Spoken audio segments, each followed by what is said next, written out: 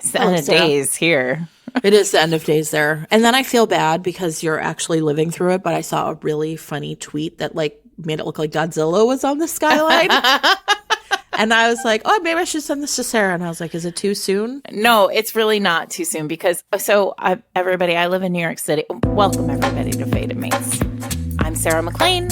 I read romance novels and I write them, and I'm currently living in apocalypse, possibly. Yes, very bad. Who are you? What do you mean, You're supposed to introduce yourself. Oh, I was like, What I don't do you know. mean, What do you mean, who who am am I? I was like, I'm not living in an apocalypse. I'm living in Chicago. Tell everyone who you are, Jen. I'm Jennifer Prokop, a romance reader and mother of a college-age student who does not even have a job. Leave that baby alone. He's fine. No, he needs a job. I didn't realize I was going to turn into this person. I was driving home from work today. One of my and I was like, oh shit, that's who I am now. I'm like, angry mom, you don't have a job yet. It was a lot, you guys. We got on. She was giving him the what for. Well, I was just trying to protect him because when Mr. Reed Romance comes home, it's going to be how many jobs did Little you apply Romance for? needs to give a report. Exactly. It needs to be like, I applied for this many jobs. So. Oh my goodness. It's funny. Well, he's going to do fine. He was like, my resume looks crazy, but he's like, but I'm 19. And I was like, yes, embrace that. It's fine. Listen, a 19-year-old with a resume? Exactly. Amazing. He's worked at a James Beard restaurant, Sarah. He's fancy. Listen, I don't think that's how they refer to them, but I don't way even to know. go. I don't even know. Okay, listen. But let's get down to it because the sky in New York City is orange. I really am like, do we have any books that we are going to be discussing today that are about air quality specialists? No, but if you're out there writing an air quality specialist, we need you now more than ever. Now is your time to shine. Hey, we like cool jobs. This feels like you know what we should have done? We should have done in a pinch. We planned this, but we should have done books. We should have done firefighters. Wild firefighters, because there are so many good ones. So many. It's true. It's like a little too grim, though. Yeah, but there's that whole series. We'll put it into show notes. I'm writing myself a note. There's a whole series of wildfire, like California set wildfire. It's no joke, heroes. man. It's no joke. Listen. State Farm is no longer going to take new insurance policies on homes in the state of California. You sent that link to me. That's shocking. Well, Allstate joined them. Listen, Canada's in a rough spot, though, is what I'm smelling here at my house in Brooklyn. Yeah, there are wildfires all across Canada. Our Canadian listeners, we're thinking of you because you're in more of a pinch than I am here, smelling your smoke. But New York City is full of smoke, and the sky is orange, and the sun is a pinpoint in the sky, which is weird. And yeah, let's talk about romance novels, though, because that's better than what is going on here. It's true. So this week's episode is STEM Heroines, which, you know, it's been a classic for a long time. Allie Hazelwood calls them STEMinists. I'm going to just let that lie there. I love Allie, but I don't love that. Is it called a portmanteau? Is that what it's called? That sounds right. I mean, listen, I don't think Allie made it up. Of course not. It's a marketing Allie's person, publisher was like, I know what we'll call this. And then all the other publishers across romance were like, this is what we'll call these. Yes. That's not what we're going to call it because feminist is a fine word all on its own. And it's fine. Yes. Yes, I'm okay. Correct. And all right. Yes. So I have lots of things that I want to say, but here's the big thing, which is it feels like there has recently, and by recently, I mean like in the last, like, say, generation of romance, right? Like, so the last decade. Yeah.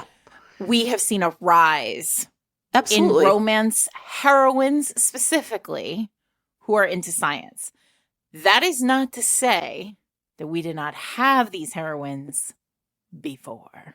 So this is our chance to talk about the blue stockings. Yes, let's do it. I mean, you could do an entire episode just on blue stockings. In fact, someday we will. I believe it's on a list somewhere. Although we're going to have to figure it out because we're going to probably, although blue stockings aren't. Here's a question. is a blue stocking. See, a blue stocking is literally just like the reference is to here. I've always thought of them as heroines who are a little bit nerdy, like into books and science. Like, but it might be science, it might be math, it might be books, it might be art, it might be like it's sort of they're just textbooky, lessony, governessy heroines. You are shaking your head at me. You think it's science. Interesting. No, I think it means like an intellectual. Sure, that's what I was going for. I'm just not one of them. So I think the thing that's interesting about the term blue stocking is, I mean, for sure, it's always like in a historical, when like the first man to use this phrase, it's always like a pejorative, right? Like she's a blue stocking. But it does in fact come from one of these, like, isn't this British Literary Society? Yeah, like exactly. Yeah. You know. What's her name? Elizabeth Montagu. Elizabeth Vasey? No, the same person? Not Montague. Maybe they're the same person. What do I know? Looking. Nothing. I'm looking up. Listen, I'm looking up Britannica right now. I made that up. There is no such thing as Elizabeth Montagu. There is. There is Elizabeth Montagu, but she is one of the first blue stockings. God, Sarah, I'm having like a really intense feeling of deja vu. Listen, did I just pull blue? I pulled the name Elizabeth Montagu out of some previous episode. Was it a previous episode? Did we do this before? I feel like Jesus Christ. We're on. Listen, this week I tweeted for you guys. This is why I should not be on Twitter. I made a little promo graphic because we have two more ads in August left. And then that'll be the end of the season. The end of the season ends with Knockout. Imogen arguably is like, she's a STEM heroine, but I don't think she's kind of a little different. Yes. Right. Yeah. Ends with Knockout as always. And then we're taking 2 weeks off as we usually do. And then starting season 6, I was told, but literally if you had put a weapon to me, I would have told you it was season 5. So I don't know anything, but somewhere deep in my head, Elizabeth Montagu started a literary society called the Blue Stocking Society. And it was for like smarty pants ladies. Now, when I think of these heroines in historical, and I feel like maybe this is where it came up. We have not done a whole episode on blue stockings because I check usually. I try to remember. I'm like, did we do this already? And you know what? Sometimes, you guys, it's been 5 years. Maybe you're going to hear us talk about the same things twice. I'm sorry. And look, sometimes we have different books to talk about. Sure. To be honest. I mean, the Jane Ann Krentz, all of, I mean, Amanda Quick. Yes, Amanda Quick. When I think of blue stockings, and when I was first introduced to them as like a type of heroine, it was in those books, like when I was a baby romance reader and was like, who is this woman named Penelope or Hortensia or something? And why does she love fossils? Always, right? And they always love fossils. They always love fossils. Now, here's the thing. I did not put fossil lovers on my STEM list. I don't know what I'm doing. I feel like this is all vibes. It's like it feels like that pornography case. It's like you know it when you see it. Yeah. Now I will also. So I don't know what you want to talk about. There is one very specific historical I want to talk about because I reread it this week. We've talked about it before, but I want to talk about it again because I'd sort of forgotten an entire angle. But you go.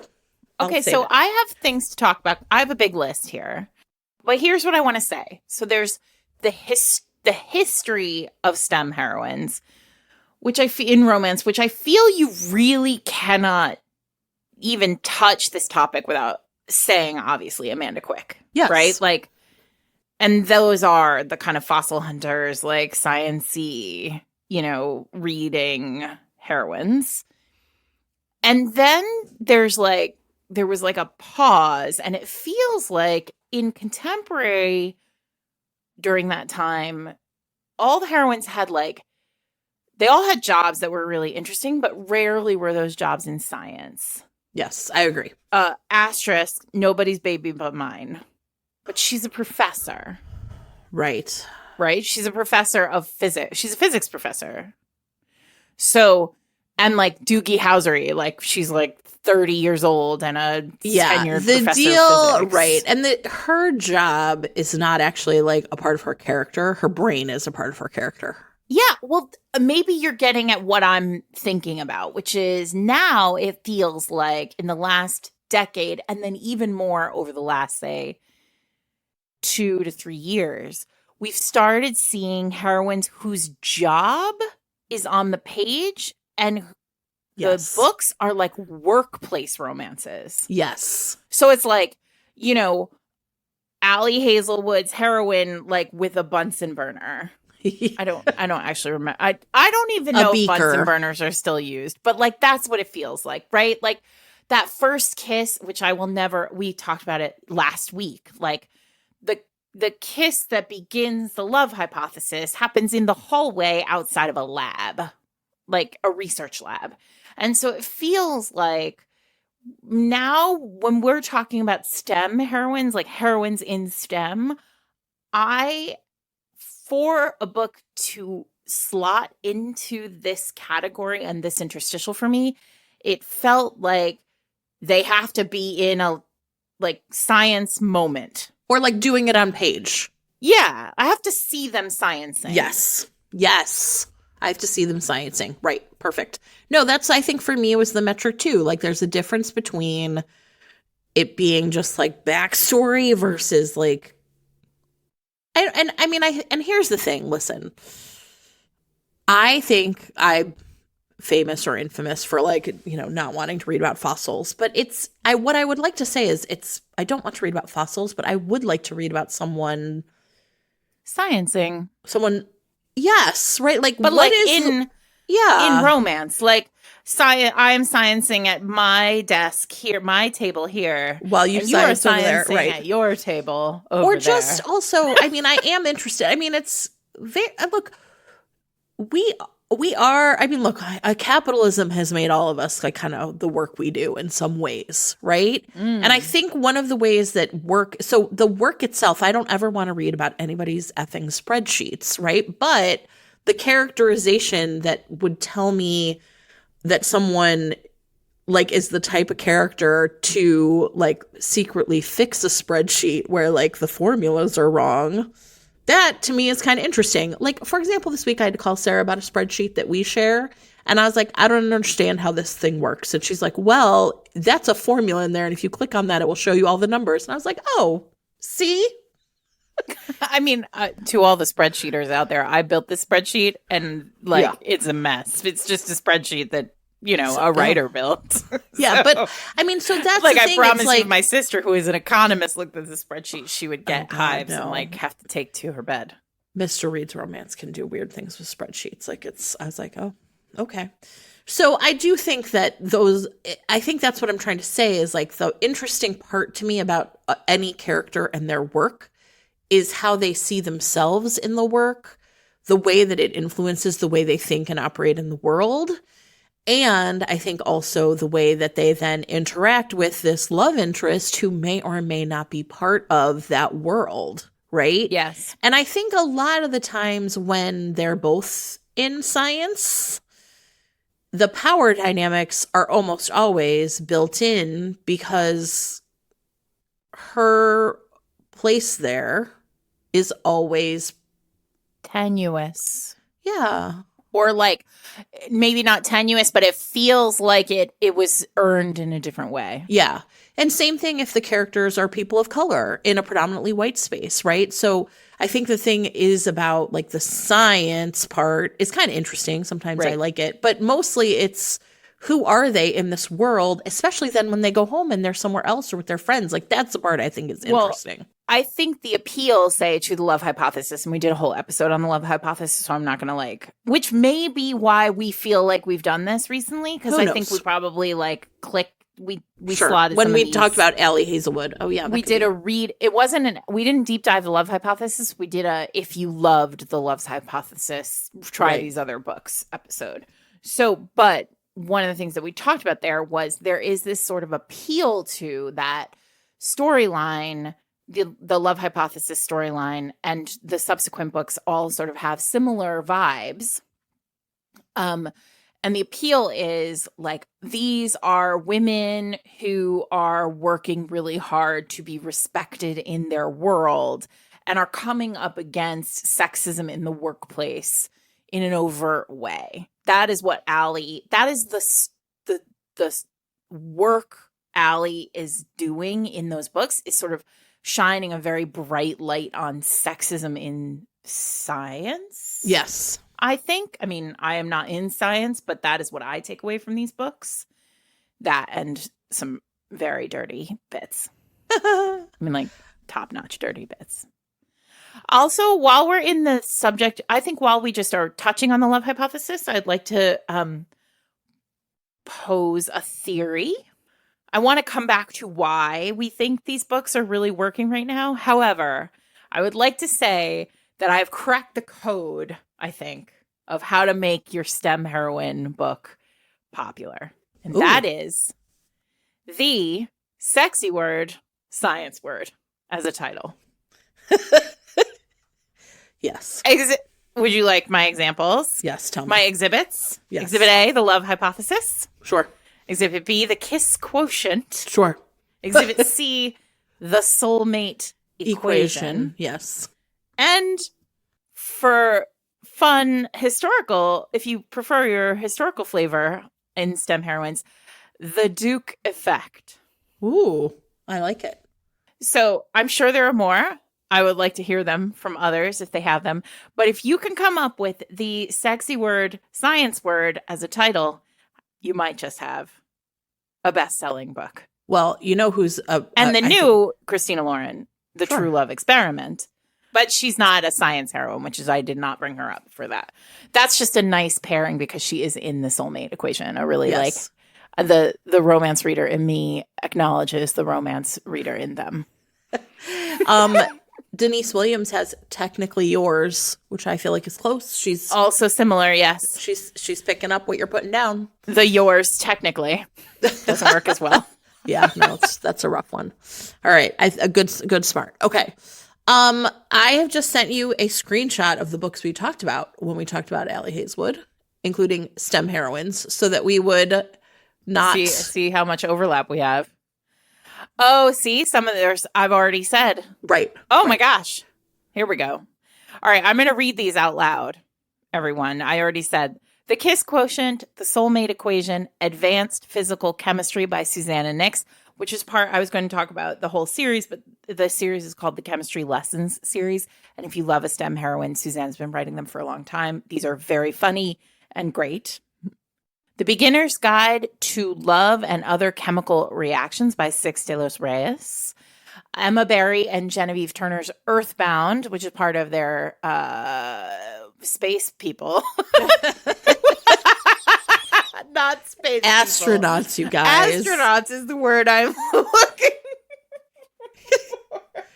We're useless. People are like, these two Ruby ding-dongs should not be talking about STEM heroines when they literally they've made science into a verb. Everybody with a science degree right now is just dying. They've turned it off. They're like, we're just getting rid of them. She's like, we're going to start a podcast where we talk about writers in the same way that these two dummies are talking about our jobs. We love you all, everybody. Listen, I love an astronaut. I mean, who has even met an astronaut? Are they even real? Who can say? Acute Reactions by Ruby Lang. Ravished by Amanda Quick, and My Fake Rig by Eva Lee, which I was going to talk about today, but is a really fun, she gives him a makeover in exchange for a science-y something, and it's great. This week's episode of Fated Mates is sponsored by Cara Dion, author of Undeniable, the second book in the Love Song series. This one scratches so many Sarah itches. It's like Cara sat down and was like, how can I make a book that's perfect for Sarah McLean? Here we go. Are you ready? I'm Noah, ready. Our hero, does not believe in falling in love. Click. And he definitely doesn't do relationships, Jen. Click, click. But he has to convince his boss, his future boss, that his Playboy days are over, or he'll lose out on the job of his dreams. So he does what any self-respecting scoundrel / rake / Lothario / modern day dirtbag would do. And heads off to his little sister's best friend's house to say, why don't we just fake date so that I can get this job? Make me look good. Yeah. Listen, Callie, the best friend in question has been in love with Noah since she was 12 years old. Of course. So she makes bad decisions, like we all would, and says, absolutely, I will do this for you. And we can definitely keep feelings out of it. Sure. What she doesn't expect is having to spend a week in a hotel room with this man she's been in love with since she was 12 years old. Perfect. Listen, I'm for it. I'm for it in so many ways. You know, your best friend's older brother at the only one-bed hotel. What's not to like about this? Listen, Jen, Undeniable is undeniably the next book I'm going to read. Absolutely. You can join us on this journey by getting Undeniable in print or with your monthly subscription to Kindle Unlimited. Thanks to Cara Dion for sponsoring this week's episode.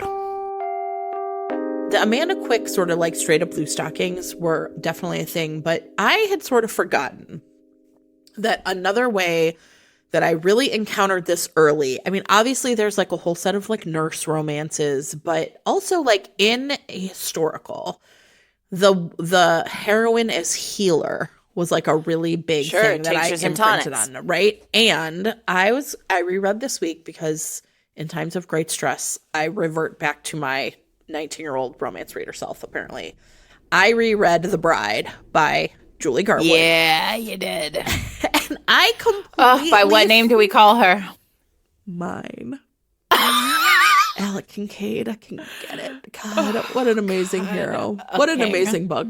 Yeah. So I had forgotten, though, the entire part where she is a healer, right? And so she has all these like little medicines and things in jars. No one really knows what they are because he just like picks her up and drags her off to, you know, Scotland, as one does. And as the Kincaid does. As the Kincaid does. And then what happens is Angus, who's one of his men, is like they think mortally injured on the field of battle. And they bring him back inside in the keep and they are laying him out and everyone is there to like basically like they're saying the last rites, the whole 9 yards. And Jamie sees him like Angus on the table, like wince. And she's like, he's alive. And they're like, no, he's dead. And they're like, no. She's like, no, I saw him. And they were all about to go build him his box, right? His coffin. And so she says to Alex, she's like, well, just let me look. If you think he's going to be dead already, you can't, What's the harm? What's the harm? Why not let me just give this a shot? Like healing this guy. So she is caring for him. And then like it's really funny. The priest is helping her. And he is like he sounds like me, like an asthmatic old man. And so at one point she asks for a goblet of water and then she like mixes some orange powder and then she hands it to the priest and is like, here, drink this. I can tell your cough pains you. Right. And so she's taking care of Angus and of course he lives. And right. And then I'd just completely forgotten what a big part of the plot it is, because then what happens is the news of her ability as a healer like spreads through the Highlands like wildfire. But because all of these fucking clans are warring with each other, sometimes she is not supposed to help the people that she's supposed to help. Right. So her sister is like given the McPherson baby, right, who won't drink his mother's milk. And so, she brings the baby to Jamie and Jamie like starts feeding the baby goat milk, which apparently is like formula back in, the medieval times. I mean, it did the job, whatever. Sure. And, the father comes to collect his dead and she's like, you can't have it. You know what I mean? Like she has this like fight with him. That's Remember? One of my favorite moments in that book. Yeah. Where there's a miscommunication. Yes. And she's like, you'll take the baby. And she's like, I mean, it's great. He thinks the baby is dead, and she's like, she does not understand that he doesn't understand that the baby is alive, and it is very one of Garwood's funniest scenes. Yes, and so then she says, tell your wife that he can only drink goat's milk, and this gruff old man is like, he'll drink his mother's milk, and she like snatches the baby back, right? And she's like, you draft, she's like hitting him. I mean, wait, and doesn't he bring like, don't all these people like throw like tools and shit at Alex's feet? No. So wait, here's what happened. So she does all this healing for various people. And then at the end, right, when her father had given her dowry to someone who she does not marry, and this guy comes like, trotting up and wants Alec to essentially, like, he wants this dowry You know, he's like, I deserve this money because I was supposed to marry her and I didn't get her. And then Alec, like pokes the ruby out of the hilt of his sword and throws it. It says repayment for the Lady Kincaid. Yes. And then all of the other people she helped, who she thought she started a bunch of wars with, throw like stones too, right? Repayment for the Lady Kincaid. And he's like, that's, you know, the baby's father. And that's the boy you saved from the wild boar. And I was like, listen, I love all of it. But I had forgotten. Medievals are the fucking best. Like, I'm sorry. It's amazing. I don't know what is wrong with publishing. They cannot get their shit together. But like, if you cannot make money off of medievals, you are doing it wrong. Right? Oh, they're the best. But I had completely forgot. I mean, I've read the repayment for Lady Kincaid and mine scenes 800 million times. But I had sort of forgotten that whole mid-run where she's like healing people all over Scotland with her little potions. Well, they're the best. Listen, I mean, this is not really STEM, though it could be. But like in the Wallflowers series, Lillian... with her soaps, yes, like she's basically like a soap sommelier. Like sure, she can smell. Surely how it like works. She can identify any scent, right? That's right. And so she makes these like beautiful soaps and like creates soaps for everyone, and everybody has a special scent, and it's a very classic Kleypas moment. But there are these beautiful moments in historicals, yes, where we see the place of, I mean, often it's herbology and like, yes, right, you know, witchy like doulaing and stuff. Yeah, but it because that's women's work, right? Yeah, agreed. I think that's and exactly what it is. and had been women's work for, you know, millennia until modernity decided. Right. That there was power in healing, which of course there is. And so it became men's work. Right. Right. Absolutely. But like when you look back, surgeons were men because they needed to be big and strong and be able to remove an arm in under 10 seconds. Have we talked about that on the podcast? Yes, you totally have. The butcher favorite. Thing. Yes. It's my favorite. If you are at all interested in the history of surgery and then the advent of, germ theory, there is a tremendously fun book called The Butchering Art. Yes. By Lindsay somebody. I forget her last name, but she's great too. And you should it's definitely worth it. Yeah. Well, and that might have been like seriously back in season 1 when we were keeping track of all those lost But anyway, limbs. like surgeons and barbers were men because, you know, there is value to he is heavy and can get through a bone in 10 seconds. But, you know, sometimes you need a saw and sometimes you need a scalpel. Yeah. Well, and it was really interesting because in this, she does set one of Angus's, he has a broken arm. Yeah. And she's like, I'm not strong enough to do it. Like, I'm going to tell you what to do, Alec, but you have to pull and I'm going to set it. Right. So it's really cool. This is so interesting. You know, the other day, this is sort of weird, but you know this, but the podcast does not know this. So I had an endometrial biopsy a month ago, and I was talking to the woman who was doing it, the gynecologist who was doing it, and I said, you know, why did you choose gynecology? And she was like, I chose obstetrics because I wanted to be a surgeon, and she was like, but in actual fact, surgery. But I realized she was a very sort of diminutive person. Yeah. And she was like, I realized pretty quickly in medical school that like the kind of surgery that I was most interested in, I actually wouldn't be good at because I'm too small. Really? And that's I was fascinating. Like, that's wild. But that's like a way, like, even right. now, you know, so she's like, so I moved to obstetrics because I still wanted to do that kind of work. I mean, A+ on the biopsy. So. All right. So that was my historical. I don't know if it really counts. I feel like it does because she set bones and saved babies. But here is a heroine who was strong enough to set bones. And that is the heroine of Diana Quincy's The Viscount Made Me Do It. which was part of the Clandestine Affairs series. You have all heard us talk. We did a deep dive of the first book in this series. And wait, did we? Yes, we did, right? Yes. Her Night with the Duke. Yes. But the Viscount, so the Viscount made me do it. The heroine is a bone setter. And the hero needs to get boned. You didn't even do that. You did. It's fine. I couldn't even do it with a straight face.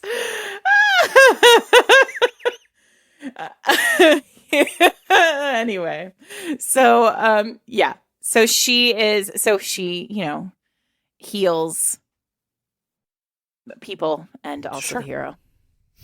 But that is we are on the record for loving Diana. The book is The Viscount Made Me Do It. You should all go read it right now.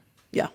Yeah. And then, of course, while we're still talking about these historical heroines with tinctures and tonics, there's Sophie Jordan's The Duke Effect, in which the heroine, who in a prior book, she has always been into tinctures and tonics and like medicinal herbs and, whatever, elixirs. And in the prior book, she accidentally makes her sister a tonic for her cramps. Yes. That is, oh no, it's an aphrodisiac. And my favorite thing is at the end of the first book, the POV, this is perfect. Last week we talked about epilogues. I'm not sure if it's the epilogue or if it's just the very end of the book, but the POV switches to the heroine of The Duke Effect, the scientist, who has come to understand the impact of her particular tonic, and she thinks, I wonder what it would do to a man. And then the Duke Effect happens. What a hero for our time. Is the answer to such a question. Amazing. Yeah, that's pretty great. It was really interesting because, I think historicals, we have seen, like you mentioned, My Fake Rake, and there's some other ones, but certainly I think is it The Lady's Guide to Celestial Mechanics, right? Where she wants to, I think we have a lot of books that follow, to me, what is like the Amanda Quick. All those Olivia Waite prototype, books, right? The, like Beekeeper, and the prototype is sort of like, because I think another thing in historical is like, another one. I want to be recognized. Yeah. Right? Like, it's like a very clear thing. Like, I'm not supposed to be doing this work or be interested in this work, but because I'm a woman. And so, by doing the work, what I really want is to be recognized. And I think like that's a big part of a lot of those books is like, giving the lecture, writing the, the paper under your own name, all that kind of stuff. And I think that to me really does speak quite a bit to those Amanda Quick books as well. Well, okay, so wait, I have two more. Okay. I have one more after this. No, I'm sorry, I have one more. Okay. All right, I have one more. I gotta call out Amanda Collins, who I'm sort of shocked. I don't think we talk enough about her. I don't think I talk enough about her. She's so good at the job. If you like your romance with a side of like mystery, Amanda is for you. In fact, now she writes more mystery than romance. She still writes historical. Yes. Historical, but her books have evolved from early in her career, they were romance with a side of mystery, and now they're mystery with a side of romance. But her Duke with Benefits is so great. The heroine is a mathematician, and she's super into ciphers. Mm. And there is this like legendary cipher that is, she gets kind of like a tip that is inside the home of a, like, of course, handsome, very stern. Obviously. Very proper Duke. It's in his mother's library, essentially. Yeah. And so there's like this question of like, is the cipher in this dowager's library? And so the heroine gets herself like invited to this house so that she can like skulk around in the library and try and find this famous cipher, which she's into just because it's like a puzzle to solve. But also, side benefit, ends in like riches beyond belief, right? Of Of course. course, the Duke is like, what are you doing in my mother's library all the time? And she's like, you don't need to know about that. Yeah. And it's really fun and just a delight. So if you haven't read Manda, try her.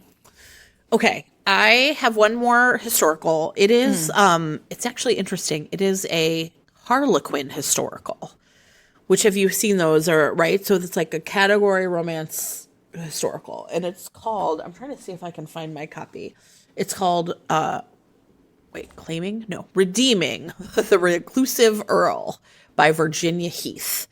And what it is she is like a fossil hunter. Oh, or boy. like I guess I don't know. His name's Max. Her name is Effie, and he discovers her essentially like on his land, digging holes, like looking for some pot. I don't know if that makes you. I guess not an archaeologist, whatever. No, I guess an archaeologist. They're not just dinosaurs, are they? Am I dumb? I think so. Anyway. It's fine. Okay, I'm sorry. A paleontologist? Is that what No, you're it's looking not for? that.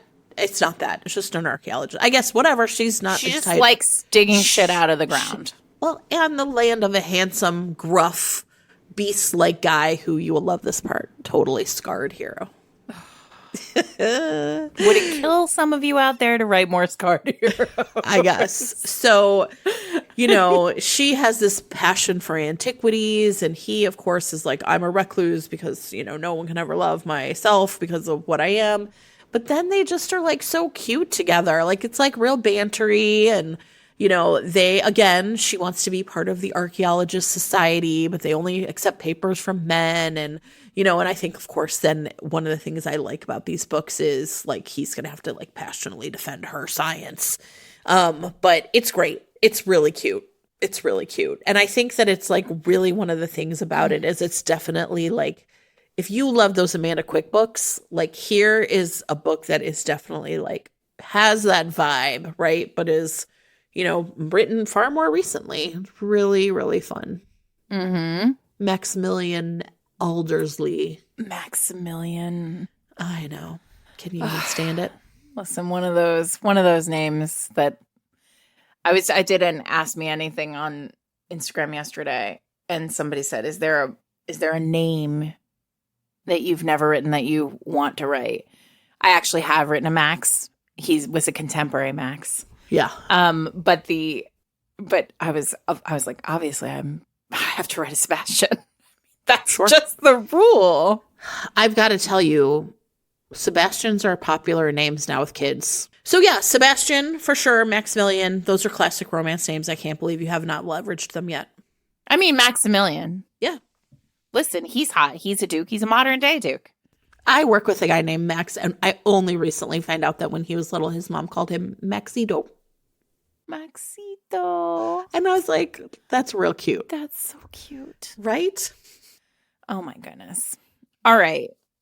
Where do we go from here? I have several contemporaries that I want to. Oh, I have a fun one. Ooh, tell me. Should I do it now? I'm going to do it now.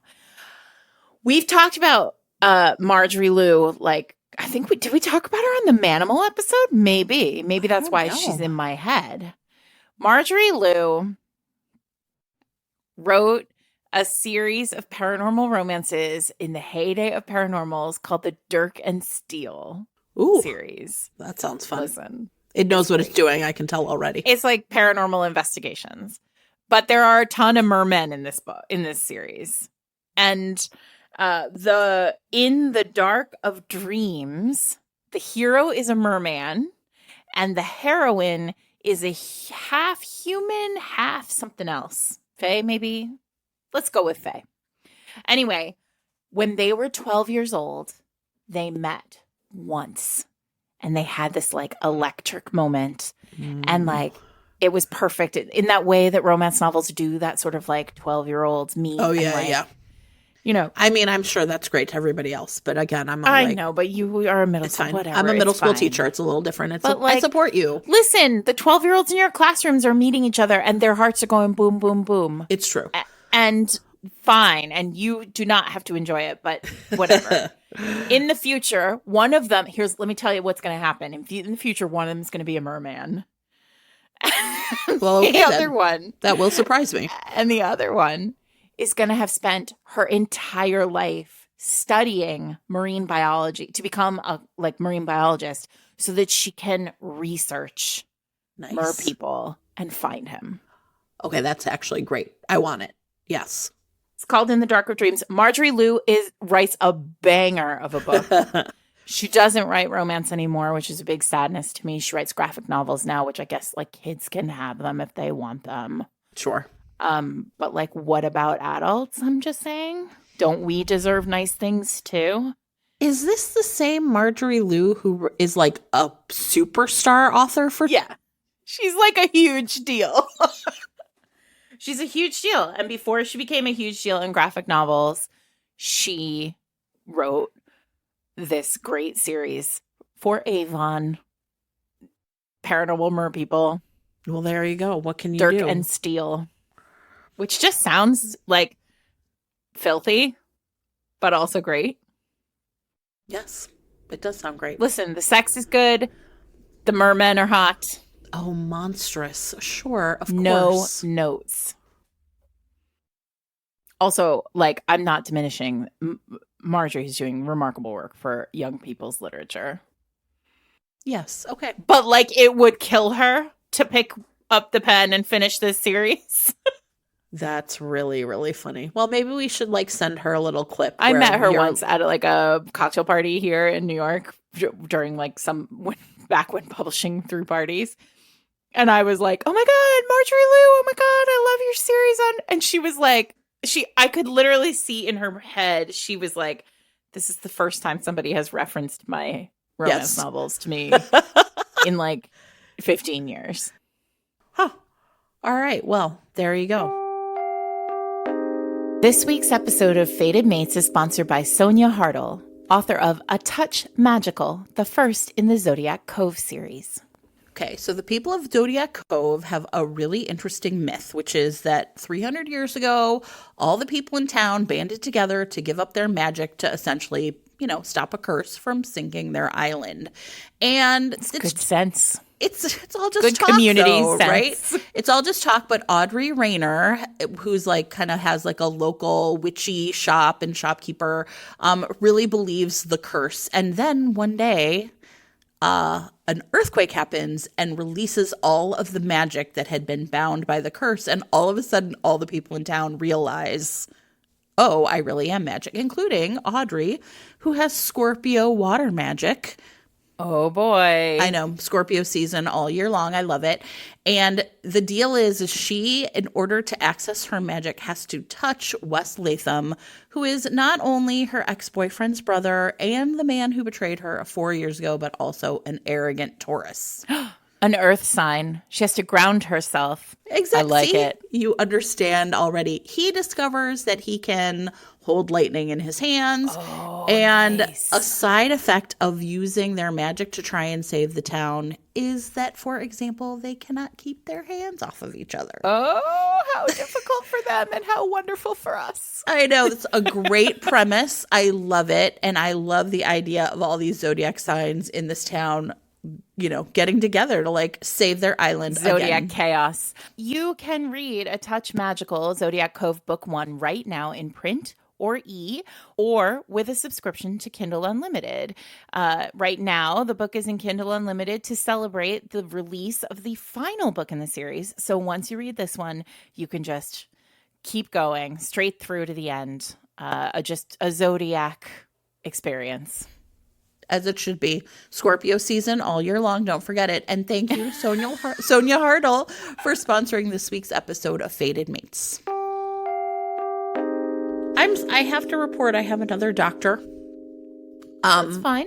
That's I allowed. think it's fine. Yeah. And it's one that I've talked about before, but I don't know. I struggled with this one a little bit. I feel bad saying that, but I did. It's Farrah Roshan's The Hookup Plan. Oh, right. And I really like this that's series. A great one. I think this series actually kind of bookends with two really.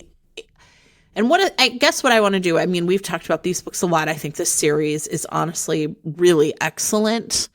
just in general, but also the first one, the Boyfriend Project, she is like an app developer. And then in the third book, she's a doctor. And what I liked about both of these was like first, like the very specific way that as Black women, they were very aware of like both the special burden and responsibility and the way that that impacted them in those jobs.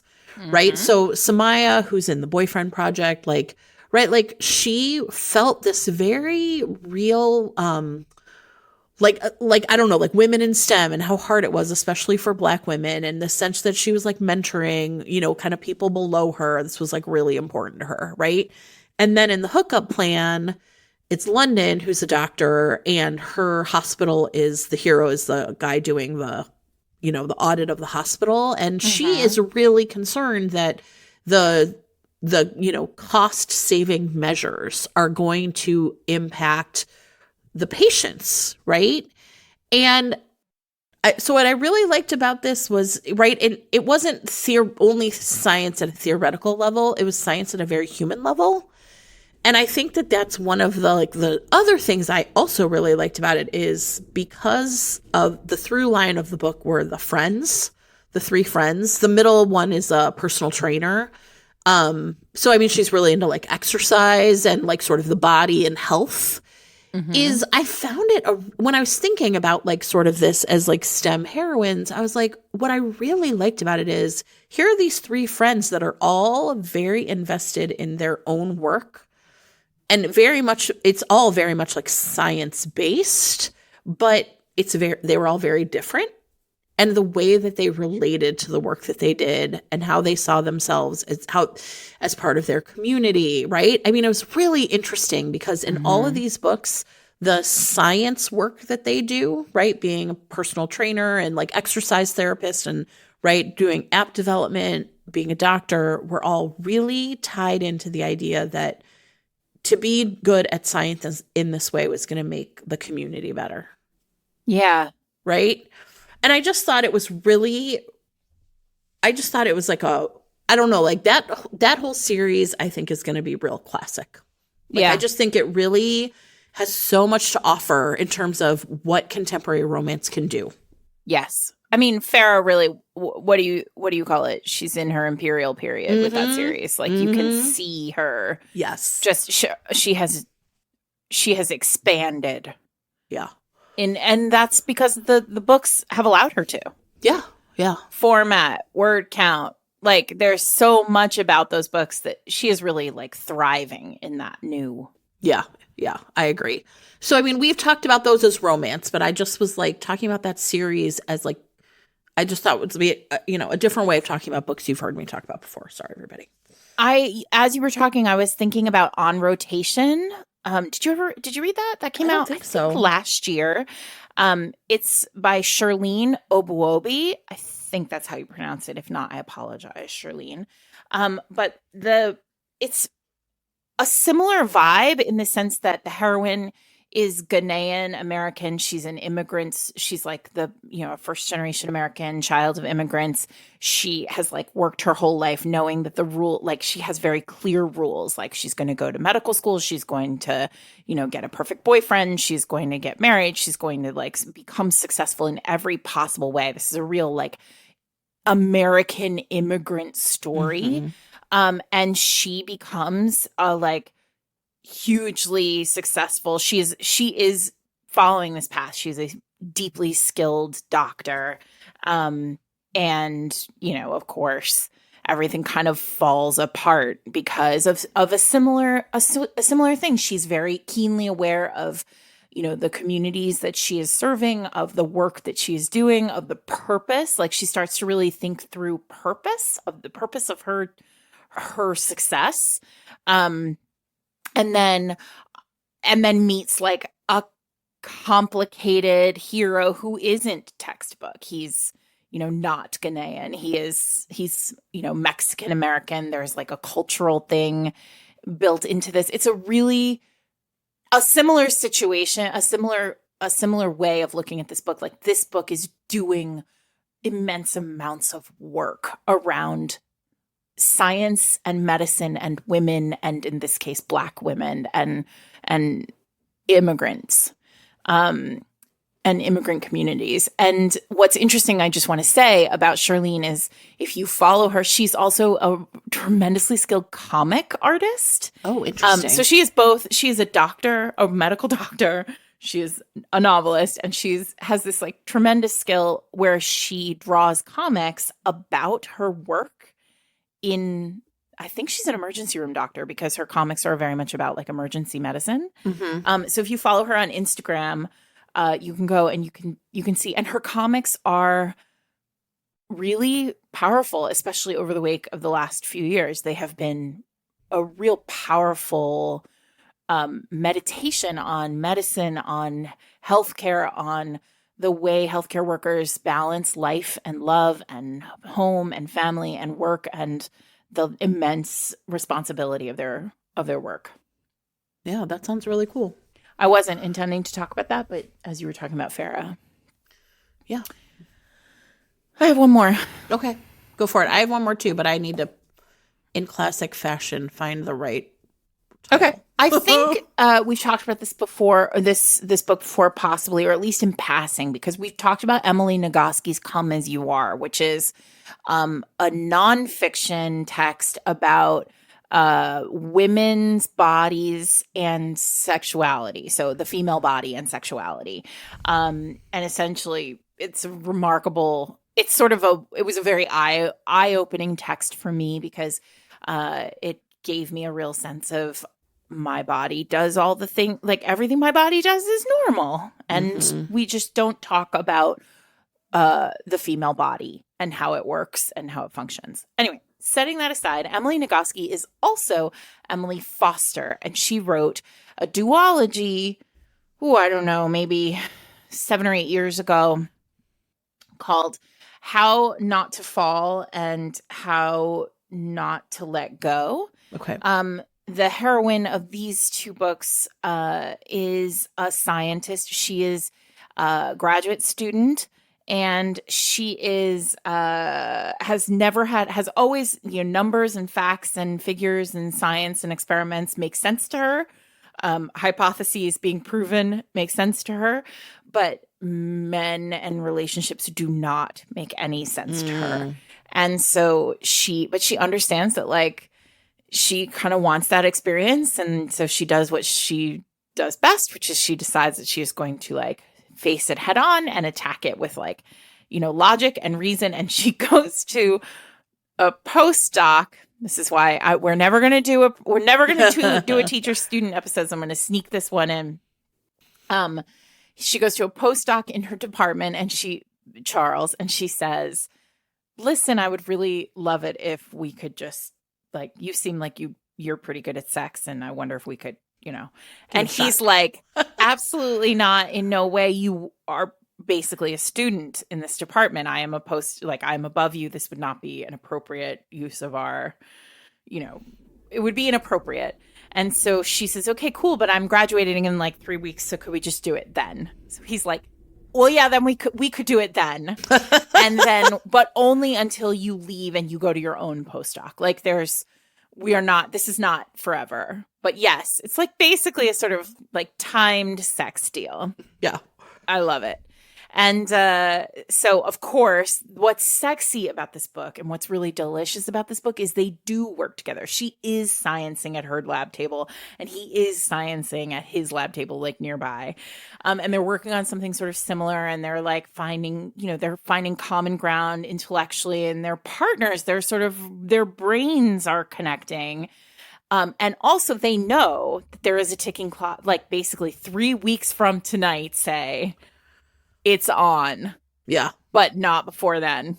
And so it is so hot. And also, you want to know who writes a hot sex scene? Somebody who understands all the inner workings of the human female body and how it functions. Sure. The sex is great. It's a 2 books. The first book ends on a cliffhanger. You should know that. But the second one's out and you can just read them both. Sometimes when I think about like, how would I tackle finding these books, right? One of the easiest ways I think to find STEM heroines is in romantic suspense. Follow me here, right? Like a little off the beaten path. Yeah, maybe, that's a good, sure. right? Because often they are part of a team, right? Like they're forensic specialists. Sure, right? Explosives experts. Exactly. We're going to get to that. So I know that I have talked about Rebecca Zanetti a lot, so I'm not going to, although I think that you could definitely find many a Rebecca Zanetti book where she's a hacker or she's a this or that, right?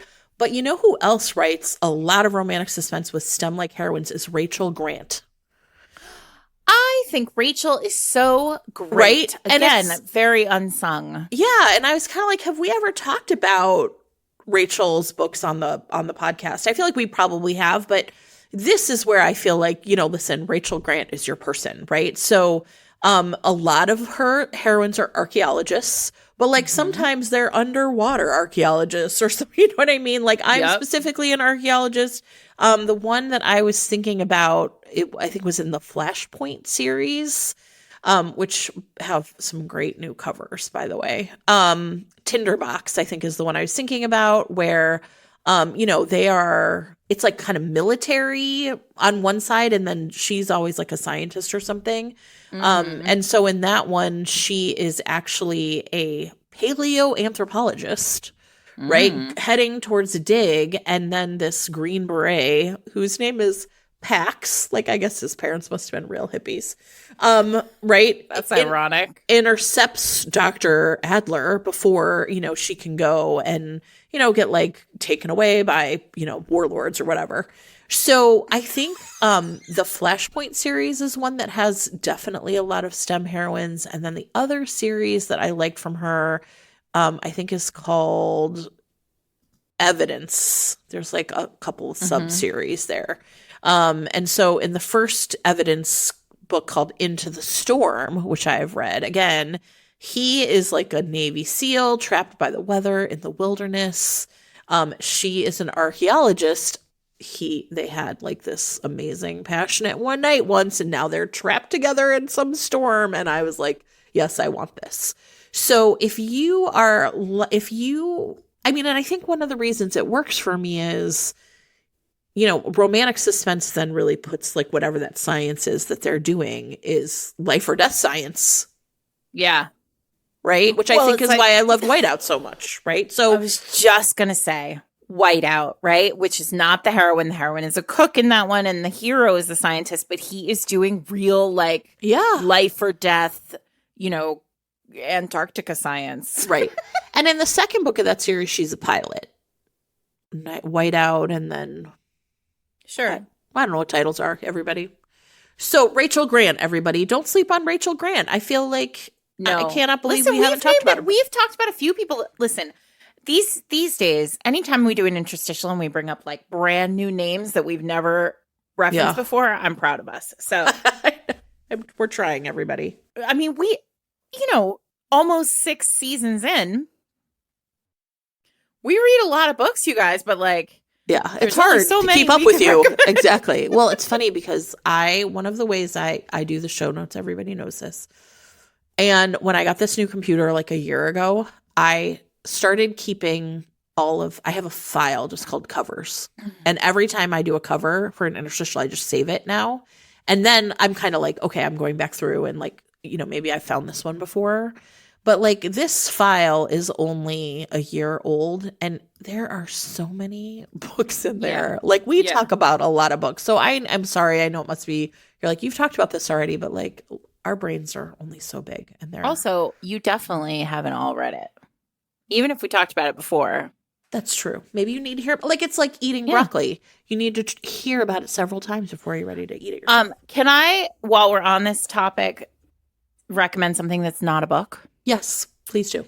And I came to this show because a listener advertised this show on our podcast. Oh, yes. But SkyMed. Listen, if you love kind of romantic suspensey, it's not suspensey really, but like there's that sort of medical procedural. If you were like Grey's Anatomy, ER, if you were into those, this is really fun. SkyMed is set in Canada, and it's like the groups of the pods of nurses and pilots and like emergency medical people who work together to fly to basically airlift emergency people in medical emergencies across the Great North. Cool. Yeah, it's really fun. So it's like, I think the very first episode, the literal pilot episode, begins with a bear attack. I want to say. Sure. There's definitely one that has a bear attack in it. But it's also like it's an incredibly like diverse cast. There's sort of really thoughtful reference and use and it tackles Indigenous issues and the fact that medical professionals often discount the concerns of women of color, BIPOC women. It's awesome. And then on top of it, everyone's hot. They're all banging all the time. It's amazing. I had a great time watching that show. It's on Paramount Plus, everyone. You mentioned Grey's Anatomy, and did you read that article that was an interview with Ellen Pompeo and Katherine Hagel? Did you read this? And there's this part where she talks about the famous like pick me, right? Which we now a pick me girl, right? Like we use this phrase. And in this interview, it's really funny because she's talking about like one of them is talking to her daughter, I think, who's like a pick me girl. And she's like, she's like, do you know where that came from? That was me. And then she talks about how much she hated giving that speech. And she found it so humiliating. She was like, I am an adult woman.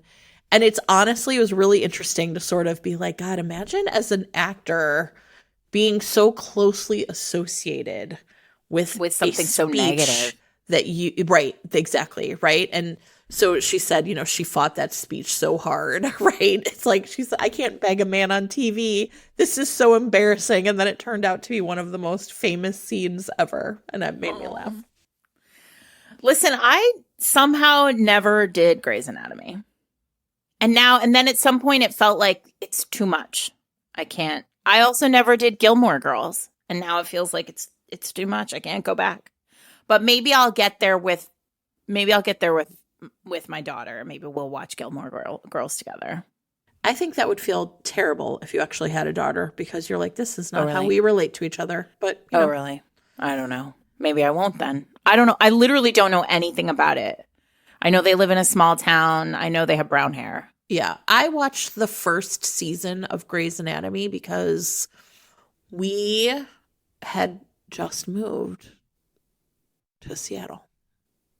Oh, so and I was like, you were doing research. I was like, oh, I guess we live here now. This seems far more glamorous on the television than it does in my real life. Goodbye. My mother's closest friend has a son who is a doctor in Seattle, and he remains unmarried and is one of the most attractive people I've ever met.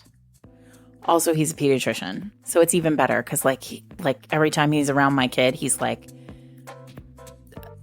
in love with him. He's the best. He's a dreamboat. So I can tell you that as a focus group of one, doctors in Seattle are attractive, empirically. That's empirically hot. And single. So that's how it goes. I apologize to everyone for by the way I sound.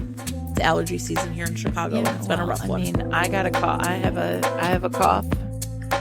I don't know what's happening here. I read an article that said if you spend 24 hours outdoors in New York City today, it's like smoking 6 cigarettes. I mean, there's a lot of homeless people, right? There are a lot of people who have to work outside. And that's the thing that's hard. It's like these events do not impact everyone differently. You can be in your house with your air conditioning on and filters. So we have to take care of each other. Well, my love. All right. We did the business. We tried to come up with some new ones. Listen, that was a great episode, everyone. I had a lot of fun. Did you have fun? I did have a lot of fun. Good. Everyone, we have a Discord now. Well, we have a Patreon. And if you join the Patreon, you get access to our Discord. And sometimes we send you presents. I mean, it's not a promise, but a lot of people got presents this week. If you would like to learn more about joining the Patreon and the Discord, you can find that information at patreon.com/fatedmates. You can also find us online at fatedmates.net for all of Jen's fabulous show notes and a beautiful photo array of all the books that we talk about here on Fated Mates. You can find us on Twitter at Fated Mates and on Instagram at Fated Mates Pod. Jen runs the Twitter, I run the Instagram, but sometimes we float in and out of those two places. Anyway, we think you're great. We hope that you are learning about something sciencey. Or doing some science. And if you are, that there's somebody hot with you also doing science. Sure. Science is sexy. You heard it here. 834th.